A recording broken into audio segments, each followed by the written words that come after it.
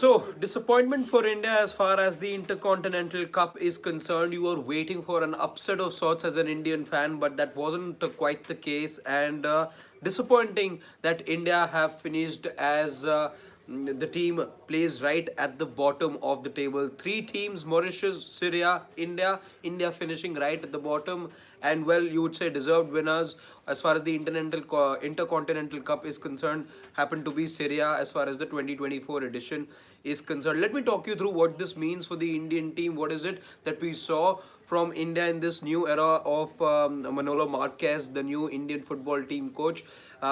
He felt that things would go upwards after that goalless draw against Mauritius. However, that's not quite the case. You thought that that was the rock bottom that India had hit. In his words, by the way, that a team plays 179th in comparison to 124th where India are, that maybe it would only mean upward movement for India in terms of trajectory. Not quite the case, because India conceded one more goal than even Mauritius did against Syria. They lost 2-0. India, in fact, lost 3-0 to Syria. Let me tell you what exactly is it that we saw in those 90 minutes of play in the match that took place in Hyderabad. Well, to begin with, India were out of sorts. That's all that I can say as far as the defensive line goes. They were completely out of shape. There was no communication at all, and as a result, you saw with India failing to in fact keep the ball. They conceded the first of the three goals, in fact, in the 7th minute itself, and it was all helter skelter for India after that. They really could not get their feet together, and for the first 25-26 minutes, can I say that it was all Syria in that match. India did find it very difficult to get their shape right in those first 25-26 minutes. In fact, it was in the 26th minute that Changte had a bit of a chance there in that header that went wide.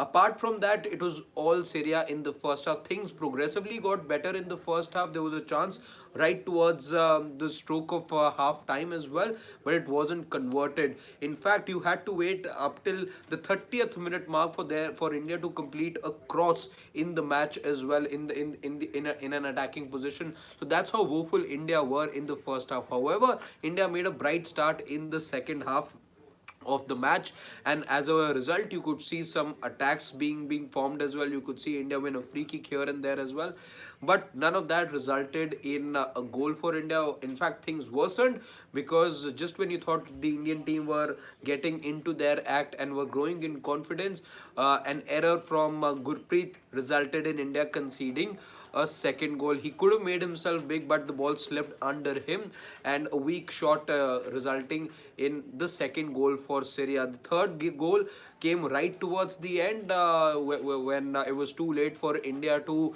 make any sort of amends in the match, and that's when the third goal came for Syria, who are now deserved winners of the Intercontinental Cup. There was a chance around the 89th minute for the Indian team, but they again failed to convert. That happened to be a free kick, if I remember correctly. So those were the takeaways. That's what we saw from the Indian team. Yes, the second half much better from the Blue Tigers in comparison to the first. You saw better passing, you saw better crosses in the second half, but the first half, the way the Indian team started, that didn't give you any sort of confidence. But maybe the damage could have controlled. That second goal maybe was the crusher for the Indian team, because it came at a time when India were just changing gears. They were just getting better, and again, a through ball, and then the ball being slipped right under the keeper. Could have done better, as I said earlier as well, but after that, there was no way that India were going to come back in the match, and Syria were just clinical, to put it simply. They were just clinical on the night, and a 3-0 wait and see what starts with a draw and a demolition for him as far as the first two games are concerned. Let's see where the Indian team goes in under his tenure, in his regime. This is also a new regime in the sense that there is no Sunil Shetty anymore. So many variables now, so many changes that the Indian team is all set to undergo. Not an ideal start, but hopefully onwards and upwards for the Indian football team. For now, I'll take your leave. If you like what we do here at Sports Day, do give this video a thumbs up, and do have a look at some of the other videos that we have for you. For now, it's goodbye from my side. Do subscribe to the network if you already haven't done so. We're there on other social media platforms as well. So check out our Twitter, and Instagram and other social media handles as well. And we'll see you soon. Thank you. Bye bye. Take care.